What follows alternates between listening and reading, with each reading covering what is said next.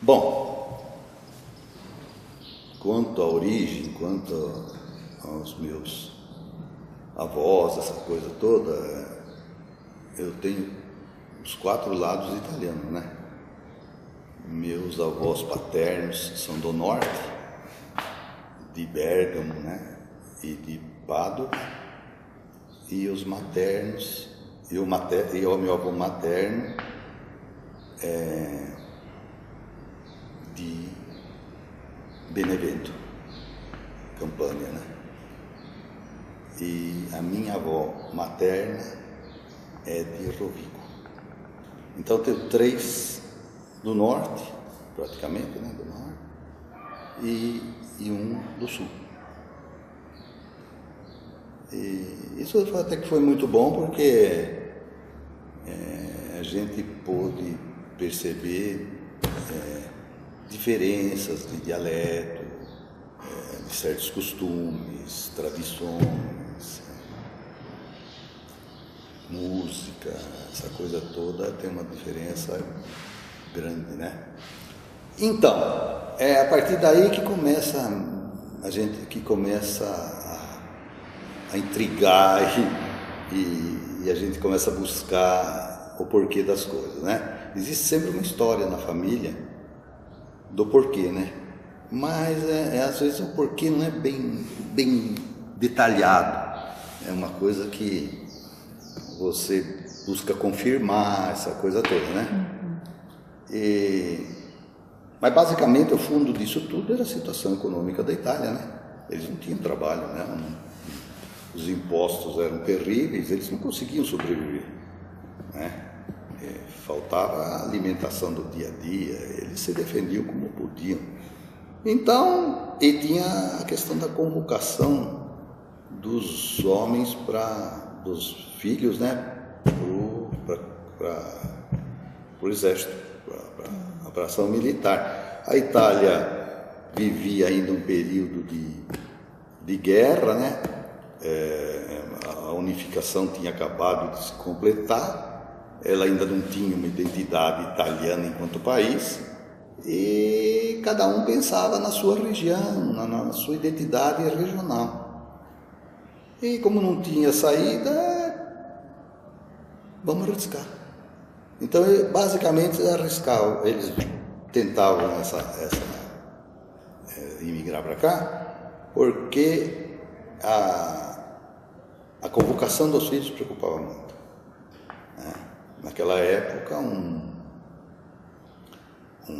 o filho era a garantia da família, né? Os pais começavam a envelhecer, e velhice naquele tempo, com 40, 50 anos mais ou menos, o cara já era considerado, né?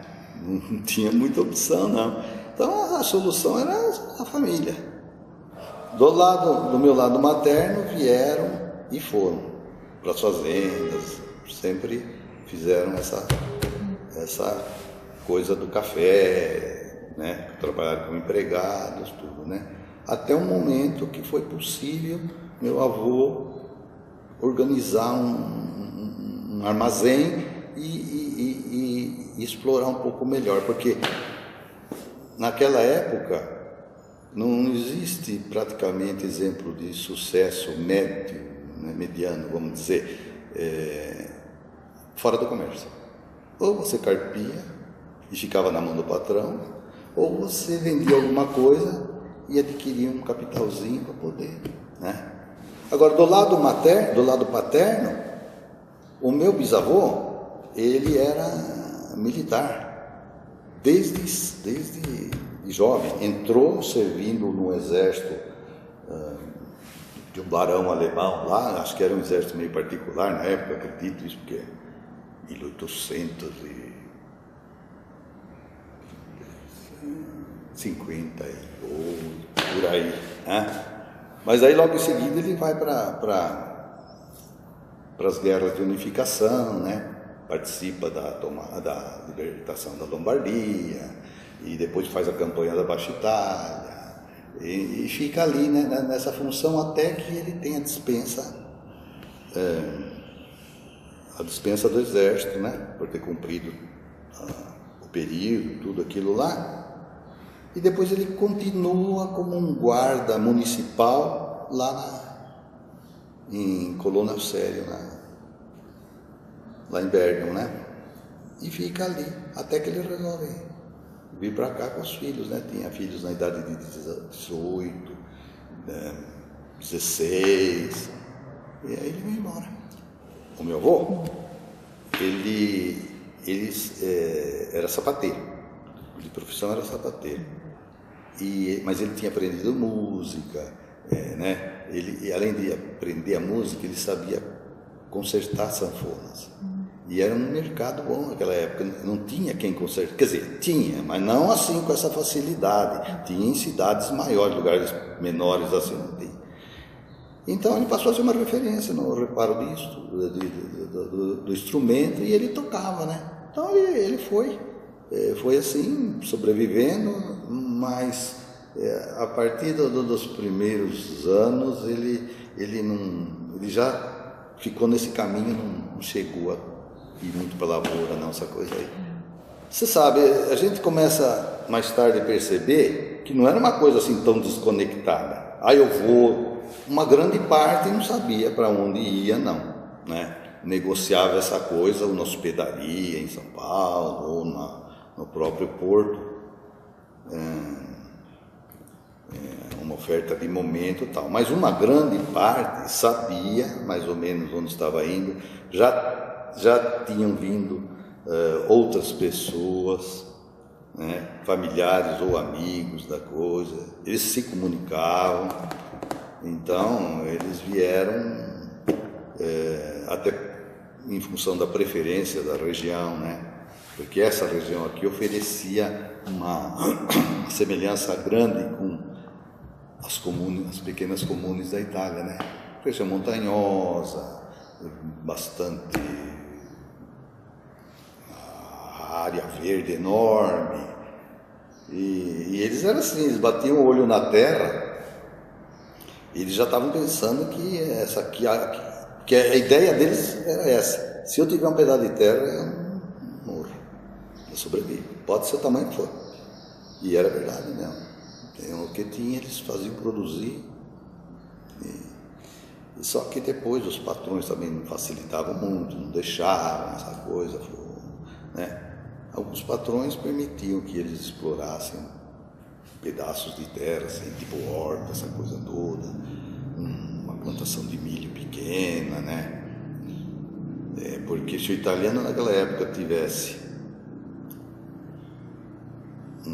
algumas galinhas, uma pequena plantação de milho, e ele conseguisse que o patrão permitisse que criasse um porco, ele fazia miséria. A capacidade deles de transformação, né, e de se preparar com reservas, o alimento para os filhos, eles processavam tudo, né? Daí meu pai nasceu aqui, né? Meus tios, e a minha família teve uma coisa de boa, assim, nos primeiros anos, até, digamos, de 1920, por aí, ninguém arredou pé daqui, do lado do meu avô.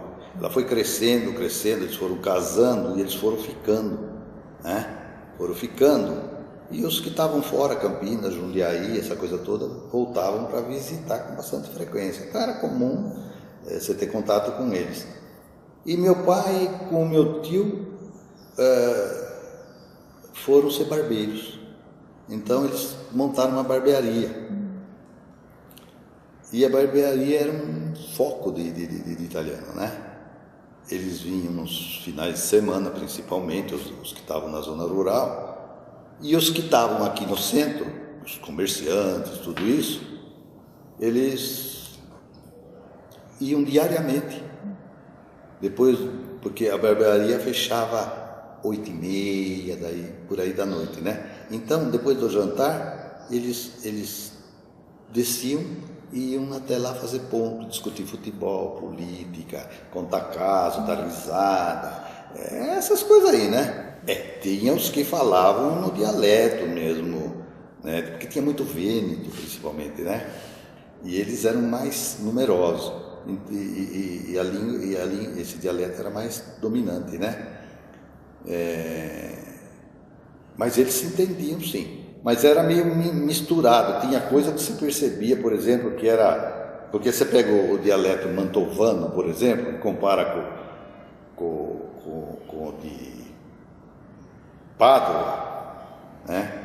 Eles têm diferença, não é bem, né? Mas eles se ajeitavam. Mas em casa eu percebia assim, minha avó chamava ele de uma forma e meu avô chamava ela de outra forma. Como? Então,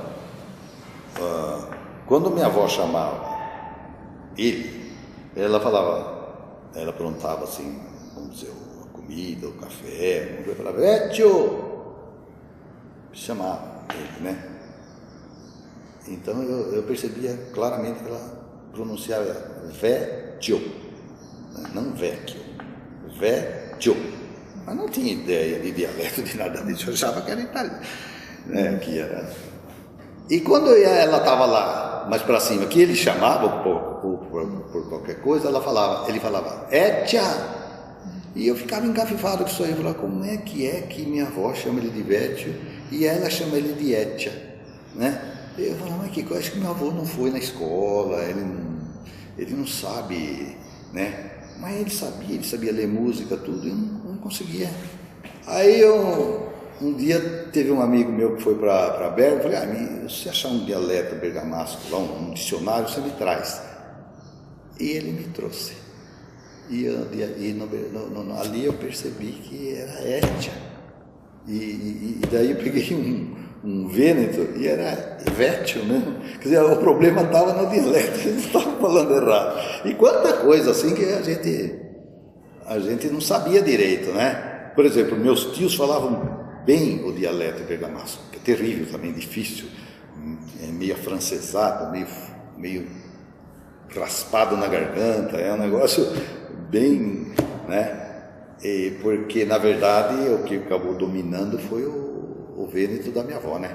E eu da minha avó, que era mais encrencadinho, assim, então, mas os mais velhos, meu tio mais velho, falava perfeitamente, meu avô não tinha problema nenhum. E a tradição, eles mantinham, né? As festas,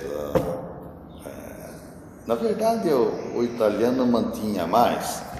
Na parte social, eles mantinham o 20 de setembro, que era a maior festa que eles tinham, as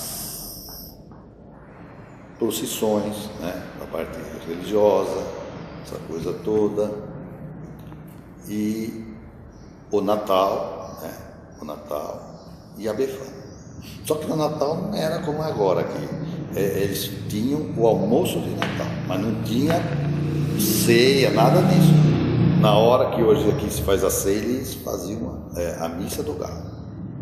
E todo mundo tinha que ir na missa do galo, que era uma coisa importante. E no outro dia, então, tinha o almoço.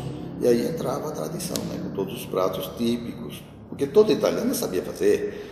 Aqui eles ficaram na fazenda Sertão, que é aqui perto de Joaquim Gide, aqui logo depois.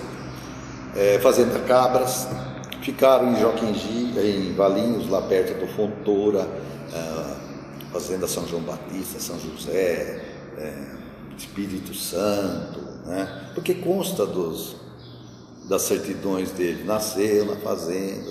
A autoridade de pai e mãe era menor que de avô, mesmo pelo respeito que os filhos tinham pelos pais. Se o avô falasse uma coisa, o pai não questionava mais. Tanto que meu avô morava aqui, tinha uma casa separando, depois vinha a minha. E se eu gritasse do quintal meu, minha avó ouvia no quintal dela, porque eram uns 10 metros, 15 de distância assim, né? De largura, o vizinho.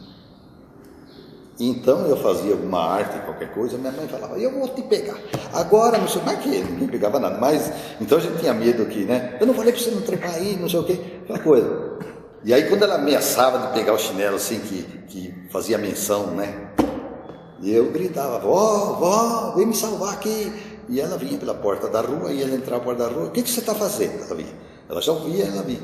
Para minha mãe, não, mas esse moleque é um horror, olha o que ele fez, eu preciso dar corrigir isso aí. Não põe a mão no menino. Não põe a mão no menino. Bater não educa ninguém. Não resolve nada. Banca, ó. Pegava eu pela mão, levava na casa dela. Depois voltava, não tinha mais nada. É verdade. É verdade. Então, eles cuidavam do projeto, sim. Não era assim que, como hoje, que de repente você... Então, porque era necessário você ter um negócio, qualquer coisa, um empreendimento, você tinha que ter uma confiança de que um filho seja assim. Não, hoje você tem possibilidade de fazer várias tentativas. Isso aqui não deu certo, vou fazer outra coisa. Vou tentar aquilo. Eles sabiam que era uma tacada só. Errou, difícil ter chance de recuperar. As famílias eram numerosas, né? As mulheres praticamente não trabalhavam fora, nada, não tinha isso aí. Fazia serviço caseiro, fazia algum trabalho de mão, podia até costurar, ganhar algum dinheirinho, mas uma coisa muito pequena. Então, o segredo estava no braço da família, né? Quantos braços tem e na vontade de trabalhar. Então eles não admitiam, não. Agora, tem a questão dos valores, né? Os valores eram os valores. Por exemplo, honestidade, né? Ajuda mútua, né? Vontade de trabalhar, porque uma vontade absurda. Uma mulher italiana era uma máquina de trabalhar, uma verdadeira máquina. Não precisava ser fisicamente uma pessoa com grande capacidade de ver. Qualquer mulher, às vezes prejudicada fisicamente, mas a capacidade de trabalho era impressionante. Fico até hoje. Tá certo, era uma mulher talhada, preparada para isso, né? Porque não era brincadeira você se submeter a 8, 10, 12 ou mais partos, né? Praticamente todos naturais, né? Regiões inóspitas aí, sem médico, sem nada. Era um risco, cada parto era um risco de morrer. Então, quando eles tiveram possibilidade de mandar estudar, aí veio a Segunda Guerra, o país começou a mudar, e por volta quer dizer, bem assim, de uma maneira marcante, a partir de 1950, por aí, né? Depois da guerra, mais centrado em 1950, começou a haver a possibilidade de você poder estudar em Campinas. Quem tinha uma certa condição de pagar alguma escola assim, particular, ou pudesse fazer o culto à ciência, que era do governo, né, nesse momento. Então, eles começaram a perceber essa possibilidade e eles até se propunham fazer um sacrifício, pelo menos de o mais novo. Eles tinham essa pretensão de investir no mais novo. Mas só que eles falavam, olha, eu vou fazer o que eu posso, mas se você não corresponder, você sai, você vem trabalhar. Tudo era feito aqui, né? A comunidade cuidava da parte social, da religião, do lazer. Então o lugar tinha banda de música, o lugar tinha a Sociedade Italiana aqui, que foi o primeiro, que foi o primeiro espaço social dessa comunidade toda, foi a Sociedade Italiana. Ninguém aqui criou nada além dos italianos nesse aspecto de poder conviver socialmente, de ter um projeto, um propósito. Se bem que muitos, na época, procuravam pela segurança da atenção à saúde, né? Que a sociedade oferecia, que era uma consulta médica, um acompanhamento médico, uma cirurgia, um hospital de melhor qualidade, essa coisa onde tinha alguma atenção, porque eles financeiramente não tinham condição de ir, né? italiano não tinha acesso à terra. Ele começa a ter acesso à terra, a possibilidade, assim, cronologicamente, vamos dizer, a partir da crise de 29, quando quebra a bolsa, esse ano lá, em outubro, né? E o café desaba e vem uma crise mundial, quase, né? Por causa disso. E os portugueses ficaram sem capacidade de ter o dinheiro na mão, né? De ter o dinheiro na mão. Então como é que ia tocar uma colônia? E aí foi difícil porque os italianos se rebelaram, eles começaram a não receber os pagamentos, os acertos. E aí a coisa ficou bem complicada. Eles ameaçaram tomar outras atitudes se não pagasse tal. Então os proprietários se viram, alguns casos aqui, de oferecer a fazenda. Então você fica com a fazenda. Aí ele dizia, mas eu não posso pagar a fazenda. Não, paga como você pode. Paga até quando puder. E assim eles conseguiram. E alguns comerciantes italianos que já nessa época tinham juntado um capital razoável, acabaram comprando 3, 4 fazendas. Isso aqui não crescia nada. Ficou durante até 1958, acredito eu, quando ainda tinha estrada de terra, né? Depois do asfalto, e o asfalto veio porque a Merck Sharp Dome se instalou aí, pressionou o governo e acabaram asfaltando. Aí coincide com o advento do carro, né? Dos primeiros carros brasileiros, essa coisa. E aí começou a mudar. Lentamente, muito lento, mas muito devagar, mas começou a mudar. Mas até ali, uma pessoa que aparecesse lá na ponte, o pessoal sabia se era daqui, se não era, de que família era, o que veio fazer. E se não soubesse, ia perguntar, falou, de onde você é, o que você veio fazer aqui? Porque eles tomavam conta, né? Não era assim. Porque o italiano, um ajudava a criar o outro. Se um italiano passasse na cachoeira, por exemplo, aqui, onde você mora, aí no Botânico, ali tem aquela cachoeira, né? E tivesse um filho de um outro italiano lá, no horário de escola, tomando banho lá ou pescando, ele vinha para baixo e avisava e falava, seu filho está lá. Não, tá. Ou então falava, já embora daqui, que eu vou lá falar com o seu pai. Aqui não é lugar de você ficar, isso aí é perigoso. Ajudava a criar. Então naquele tempo, assim, o vizinho ajudava a criar. Se a mulher ficasse doente, o vizinho se prontificava a ficar com aqueles dois mais novos, qualquer coisa. Fazia comida, passava pelo muro. Nunca tinha muro, né? Uma cerquinha, uma coisa assim. Uma vez eu estava andando de bicicleta, eu comecei a insistir com meu pai que eu queria uma bicicleta. Né?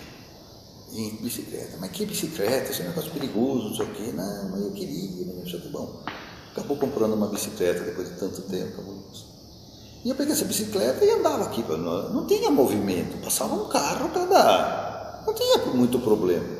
E tinha um senhor aí que era motorista da subprefeitura e dirigia um caminhão para recolher lixo, essas coisas, árvores, galhos de árvore, essa coisa. E um dia ele estava parado na rua com o caminhão e eu vim com a bicicleta, fiz uma manobra meio assim, passei na frente dele, meio rápido, né? E ele botou a cabeça para fora e falou um negócio lá para mim, né? Ô moleque, isso aqui, né? Uma coisa assim, eu não tomei cuidado com algum detalhe lá, nem percebi. Aí ele pegou, foi lá na barbearia do meu pai e falou, o moleque fez isso. Ele falou, fez, tá. Meu pai veio em casa na hora do almoço e falou, pode arrumar um comprador para bicicleta. Eu falei, mas por quê? Não, porque ele foi lá, assim, ele me falou que você fez isso. Eu falei, não, pode arrumar um comprador. Vendeu a bicicleta por acho que metade do que pagou. Mas vendeu a bicicleta. Porque falou, você ainda vai morrer com a bicicleta e isso aqui não leva nada. Até o quarto ano primário eu estudei aqui. E tinha italiano na escola? Nossa, tinha, claro. Tudo filho de italiano. E uma grande parte que vinha das fazendas, você vê, tinha gente que andava 4, 5 quilômetros ou até mais para vir das fazendas. Vinham a pé e voltavam a pé. Sempre em 4, 5, 3, 2, assim, porque tinha mais em outros anos, né? Uns eram do quarto ano, do terceiro, essa coisa. E depois apareceu, tinha as escolas rurais, né? Que a criança fazia até o terceiro ano, né? A professora vinha de bonde, uma charrete esperava aqui, na estação do bonde, e aí transportava ela até a fazenda. Ela dava aula, depois ela retornava à tarde para pegar o bonde de volta, né? Aí nessa época minha, que é época de 50, 54, vamos dizer, um dia da semana ia o padre e outro dia ia o pastor. Então alguns tinham orientação religiosa do pastor e os outros que eram católicos do padre. Mas do pastor sempre tinha um, dois, tinha pouco naquele tempo. E a maioria era quase toda de orientação católica, né? E eu ainda procuro falar alguma coisa assim, né, do dia a dia, porque a língua é uma coisa assim, você deixa de usar, você perde totalmente. Você tem que exercitar, senão você esquece. Como é que falava? É comum eu pensar, como é que minha mãe chamava isso aqui? Eu gosto do dialeto. Eu fiz curso de italiano, tudo, mas eu gosto do dialeto. A facilidade minha de ouvir o dialeto, sem nunca ter estudado, é maior do que a da língua italiana. Acho mais fácil. Eu não sei se é o som, se logo a palavra se mostra. Eu acho que é uma coisa assim da convivência, né? Meu avô, você veja bem o que é, né? Meu avô era isso que eu acabei de contar. Ele contava para mim a história do Conde de Monte Cristo. Eu nem sabia o que era isso. E ele já conhecia e ele contava inteirinha. E aí eu gostava, achava, né? Porque é uma história de ação, né? E eu falava, conta a história do Monte Cristo. E agora outra vez? Conta outra vez, tá bom. Eu vou contar. Ele sabia, eu já tinha lido tudo isso, tudo. Meu avô falava do Scala de Milão. E eu lembro que eu falava, avô, o senhor já foi no Scala de Milão? Já vi, conheço. Era perto de Milão, onde ele nasceu. Perto, né? Fácil. Ele tinha, que de outra coisa que ele falava. Ele falava do domo de Milão. Ele falava do cemitério. Coisa que pra gente parecia um negócio estranho, né? A gente nasceu num lugar pequeno, o que eu tinha visto de igreja? Essa? Né? Ele falava do domo de Milão, Madonna. O que será isso aí? O que será que tinha? Mas depois que eu fui ver, eu falei, eu me arrependo de não ter conversado mais, né? De não ter falado com todos esses italianos muito mais coisa, mas que você, na época você não tem essa concepção. Você não, depois que você fala, nossa, se eu pudesse consultar aquele cara lá, ele podia me falar, aí já morreu, aí já foi. Ele chegava para o meu avô assim, na época que meu avô tinha armazém, falava assim, seu dona, tem arroz? Tem. Deixa eu ver. Então meu avô ia lá, pegava um punhado na mão do arroz, trazia, punha no balcão assim, ele espalhava arroz, olhava, pegava um grão, mordia, e vinha feijão, ele pegava outro grão, mordia, e aí ele resolvia quanto vai levar? É tanto, não sei o quê. Tudo eles provavam, né? Assim que punha no pacote para você abrir em casa, se ele falasse, não, questo não, então, leva de volta. O comerciante não gostava muito, mas tinha que respeitar. Aí ele já estava ali fazia tempo, né? Então, o que fazia? Dava uma bebida para ele. Então, punha um copinho, um cunhaque, um quinado, aqui tinha fábrica de bebida, né? Tinha todas essas coisas com facilidade aqui. Anisete, vinho, e fazia isso aí. Quando pagava a conta, dava um brinde, dava um sabonete, dava uma xícara, um brindinho. Qual dos seus avós que teve um envolvimento aqui na sociedade? É esse? É o do lado do meu pai. É esse que está com essa sanfona lá na fotografia. Ele é que tocava aqui nas sessões de cinema do tempo do cinema mudo, né? Então ele tocava aqui, sentava aqui, aqui no salão. Porque a cabine lá em cima é quando apareceu o cinema sonoro e era uma exigência fazer uma cabine de concreto. Eles falavam gabina, tem que fazer a gabina, então vamos fazer a gabina. E ele aqui virava a manivela, aquela coisa, para passar o filme na tela, né? E então ele tocava na coisa. Então, quando era coisa de ação, tocava polca, tocava mazurca. E quando era cena de amor, assim, essa coisa, tocava valsa, tocava... Piano? Não, sanfona. Agora, quando era dia festivo, filme, assim, de domingo, tudo, então trazia a banda que acompanhava também. A banda acompanhava. E elas tocavam aqui dentro. E a turma, nesse início, trazia cadeira. Não tinha cadeira para assistir o filme, trazia de casa. Então vinham os filhos, tudo na frente, o pai, a mãe atrás, descarregava a cadeira, estava feita a diversão.